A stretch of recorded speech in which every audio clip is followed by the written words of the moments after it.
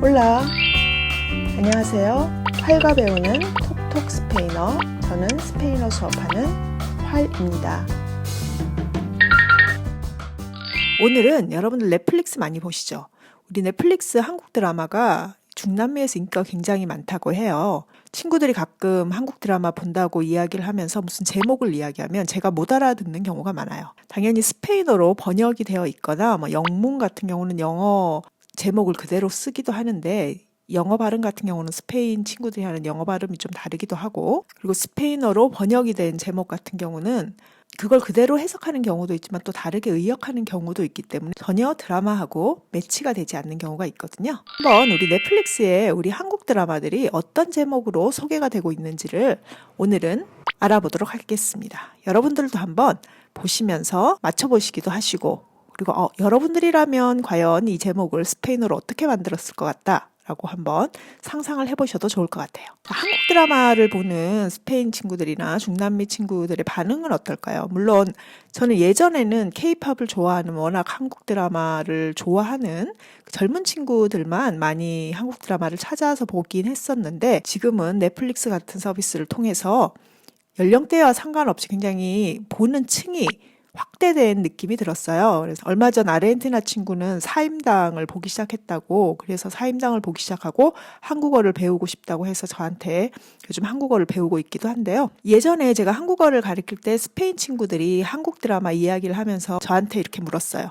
선생님, 왜 한국 드라마는 손 잡는데 16부가 필요한가요? 물론 요즘 드라마들은 그렇지 않은데 우리 예전 한국 드라마들 보면 굉장히 진도가 느리죠. 그것이 사실 스페인 문화권 안에서는 이해가 안 되는 거죠. 얼마 전 친구도 미스터 선샤인을 보면서 도대체 둘은 연인 관계가 맞느냐라고 저한테 물어보더라고요. 어떻게 그렇게 스킨십을 안 하는데 연인 관계일 수 있느냐라고 물어보더라고요. 그리고 또 하나는 한국 드라마는 항상 먹는다라는 거예요. 무슨 이야기를 하려고만 하면 항상 먹으면서 이야기를 한다. 먹는 장면이 굉장히 많이 나온다는 이야기를 했어요. 저는 그냥 보면서 그런 거를 잘 못 느꼈는데 또 그 이야기를 들으면서 보니까 확실히 한국 드라마에 같이 먹는 장면이 많구나. 그것도 우리 하나의 문화일 수 있겠다라는 생각이 들었어요. 드라마는 고스란히 그 나라의 실생활, 일상생활을 담고 있는 경우가 많기 때문에 문화를 볼 수 있는 가장 좋은 매체이기도 하겠죠. 그러면 한국 드라마 10편의 스페인어 제목을 살펴보면서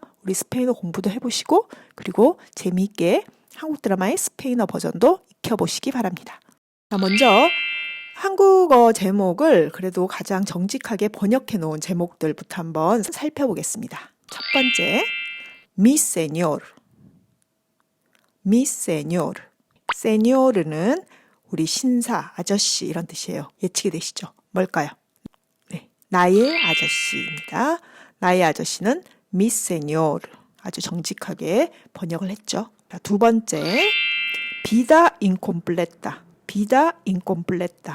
비다는 삶이고 incomplete는 완성되지 않은 이런 뜻입니다. 형용사. 완성되지 않은 삶 뭘까요? 미생입니다. 완성되지 않은 삶 미생입니다.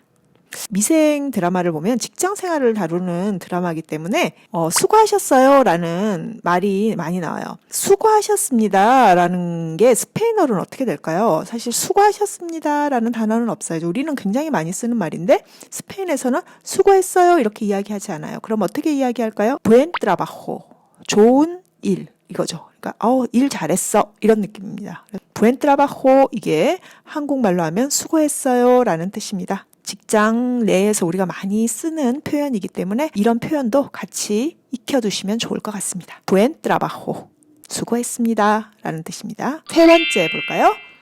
La esposa que conozco. La esposa que conozco. esposa는 부인, 아내라는 뜻이고요. conocer 동사, 알다 이거죠. 그래서 알다의 1인칭 변형은 불규칙이어서 conozco 이렇게 됐습니다. 아는 아내. 네. 아는 와이프, 우리나라는 이렇게 이름이 붙어 있죠. 아는 와이프가 La esposa que conozco입니다. 네 번째, Mis queridos amigos. Mis queridos amigos.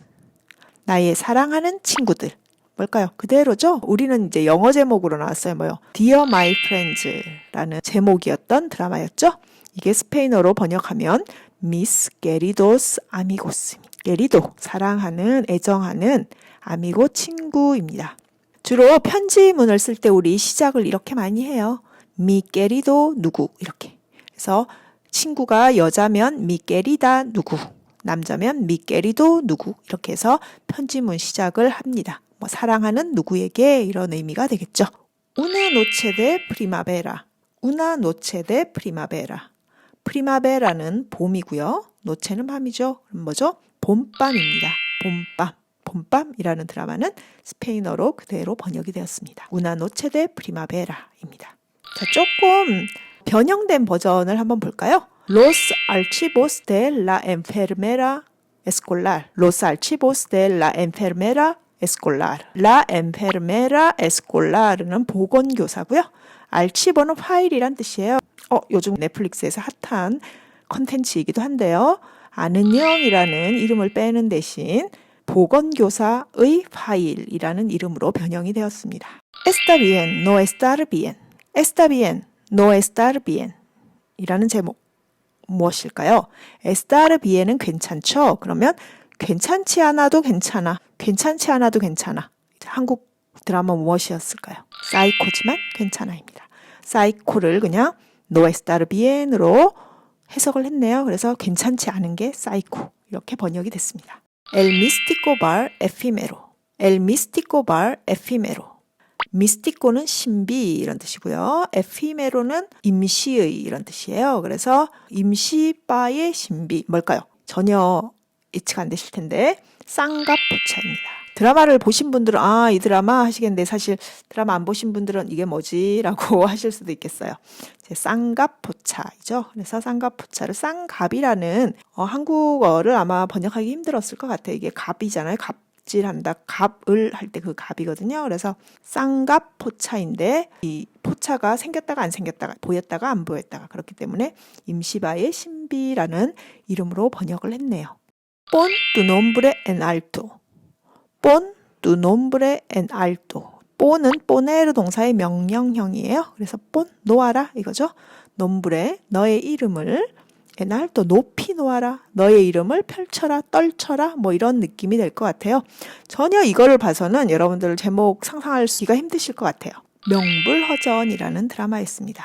명불허전 자체도 한자어기 때문에 자체를 번역하기가 되게 힘들었을 것 같아요. 그 약간 이중적인 이제 제목이 있는 거잖아요. 여기에 허의원에 대한 이야기가 들어가기 때문에 이 허자가 명불허전이라는 사자성어를 따면서도 이 허씨를 강조하는 그런 약간 이중적인 제목이 한국어로는 달린 거였는데 여기에서는 그래서 네 이름을 떨쳐라라고 의역을 완전히 했습니다. 그래서 본뚜 nombre en alto입니다. 마지막 바홀라 유비아. 바홀라 유비아. 바호가 아래에 유비아가 비입니다. 비 아래. 이 드라마 제목이 밥 잘 사주는 예쁜 누나입니다. 밥 잘 사주는 예쁜 누나를 전혀 이 제목에선 찾아볼 수 없죠. 제가 보기에는 밥 잘 사주는 예쁜 누나. 우리가 이렇게 들었을 때는 딱 감이 오는 게 있어요. 그죠? 밥 잘 사주는 예쁜 누나가 가지고 있는 이미지가 있습니다.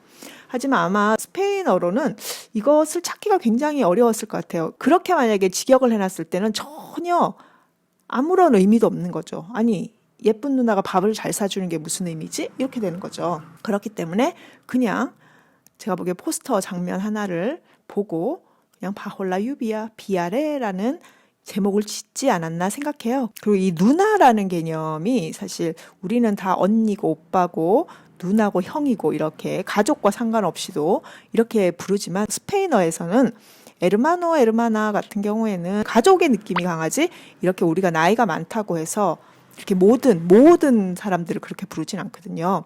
제가 스페인에 살 때도 항상 한국 친구들이 오면은 저한테 이제 언니 이렇게 많이 부르잖아요. 그렇게 부르는 거를 친구들이 듣고 네 이름이 언니야? 이렇게 묻기도 했었어요. 스페인어권에서는 주로 이렇게 존칭을 쓰지 않고 이름을 부르는 문화이기 때문에 이렇게 저희가 누나나 형이나 언니나 오빠로 구별하는 이런 호칭 문화가 사실 이 친구들한테는 익숙하지 않은 거죠. 그래서 밥 잘 사주는 예쁜 누나는 그냥 바홀라 유비아 이렇게 아예 다른 이름으로 번역이 되어 있습니다. 자, 어떠신가요? 제목들이 여러분들 마음에 드시나요?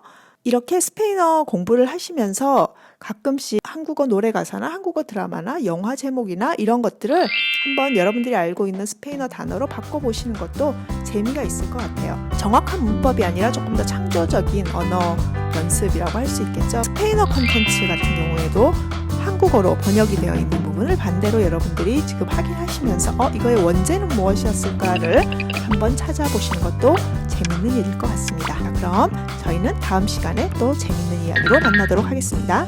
Hasta luego.